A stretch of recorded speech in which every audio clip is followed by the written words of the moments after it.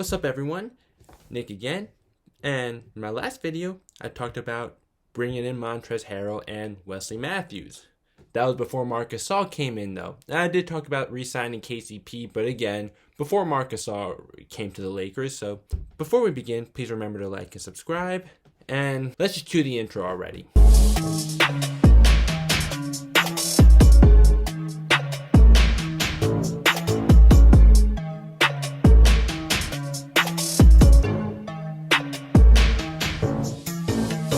In my last video, I did suggest for a starting five, Dennis Schroeder, KCP, Wesley Matthews, LeBron, and AD. But you know what? With Marc Gasol coming in, I'm still fine with that lineup. But I'm also cool with LeBron, KCP, Wesley Matthews, AD, and Marc Gasol, or Dennis Schroeder, KCP, LeBron, AD, and Marc Gasol. It's nice to have options though, but you know what though? I'm going to trust Frank Vogel. Don't trust me, trust Frank Vogel, because he's a great coach in the NBA.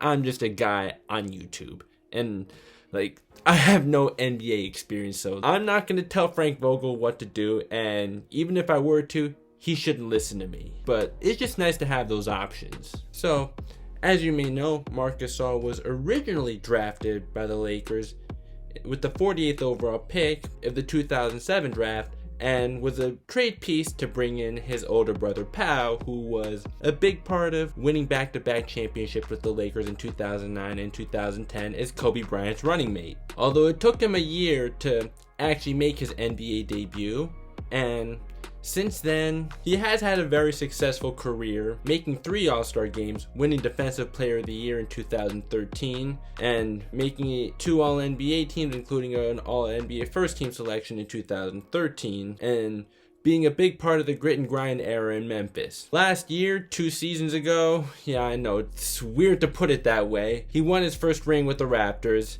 And now, while his production isn't what it used to be, he can still produce, he can still space the floor, he can still be a good defender, and he can also do some little things that won't show up on the box score to help the team win. So overall, this is definitely a good addition, and I'm very happy to have Marc Gasol. Now, while I really do not have any hard feelings towards Dwight Howard whatsoever, unlike the first time he left LA, back then, yes, I did have some very hard feelings towards him, but this time, no, I don't. And while I really don't, and I really wish him well, at the same time, I'd actually rather have Marc Gasol. Now, don't get me wrong, when we're talking about all time, Dwight Howard is obviously a lot better. But when we're talking about right now, Marc Gasol, simply because of the fact that he can shoot threes, that does make him more valuable. And yes, Dwight Howard did a great job guarding Nikola Jokic in the conference finals. However, Marc Gasol can do just fine. In fact, you know Marc Gasol's history with guarding Joel Embiid, right? I definitely trust Marc Gasol to do just fine guarding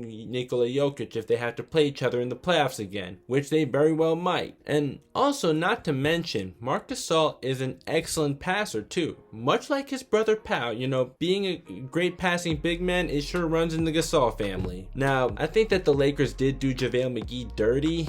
I mean, don't you think he picked up his player option and then they traded him to a bad team? I mean, at least he has 2 championships on his resume, so, I mean, yeah, I kind of do feel for him, but at the same time, it's not the worst thing because at least he won 2 championships already, so, oh well, I mean, I'm sorry for JaVale that had to happen though. But even with that happening to JaVale McGee, Montrezl Harrell and Marc Gasol are definitely an upgrade over Dwight Howard and JaVale McGee. Even if Trez is the worst defensive player out of the 4, he's definitely the best offensive player out of the 4. It's not even close right now.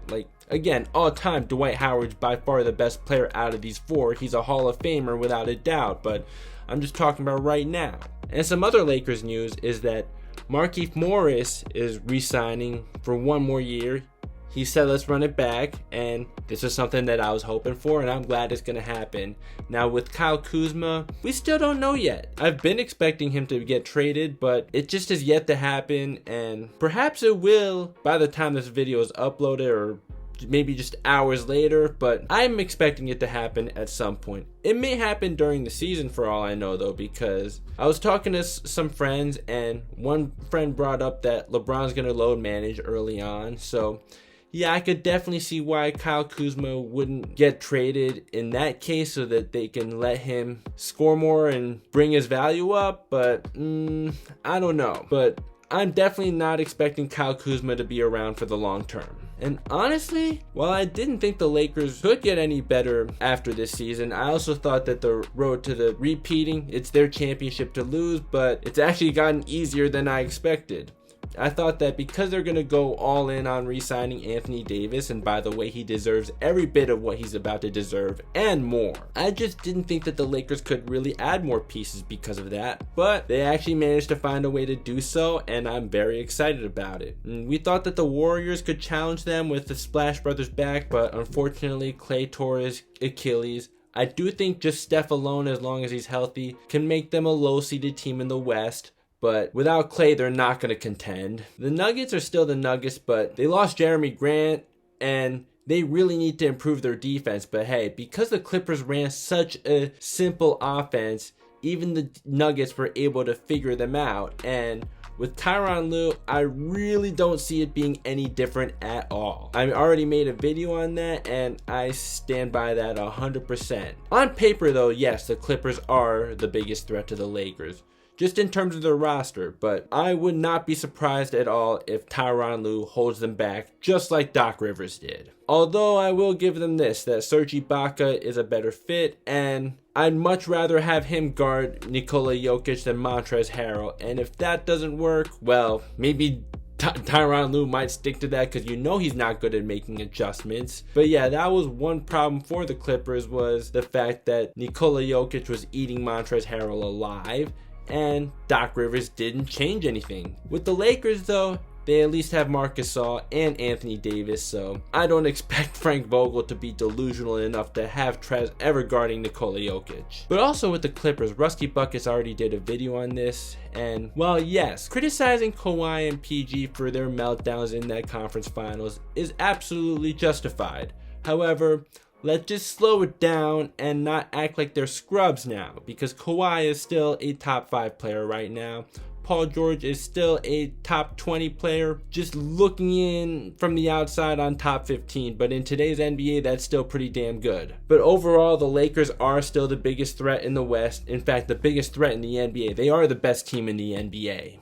And compared to the Clippers, LeBron and AD are the better dynamic duo than Kawhi Leonard and Paul George, and Dennis Schroeder is better than Lou Williams. So that's good enough for the Lakers to be better than the Clippers.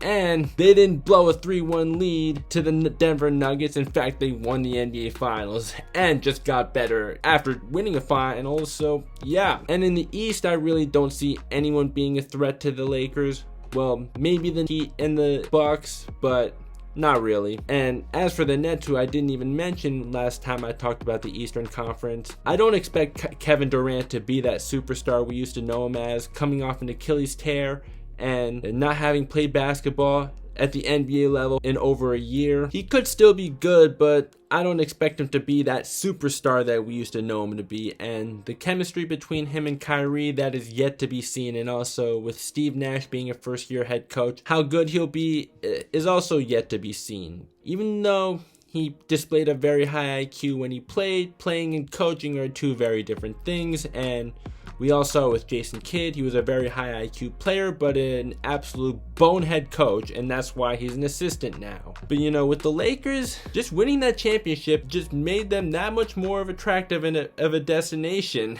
We thought that they're going to go all out on re-signing Anthony Davis, but even while doing that, they're still able to upgrade their roster, and I'm very excited for it. But you know what though? I got to catch up with some football. I just had too much going on today to even get a chance to watch that Monday night thriller that I'm hearing about between the Rams and the Bucks, but that's it for now. Please remember to like, subscribe, hit the notification bell button, and I'll see you next time. Go Lakers.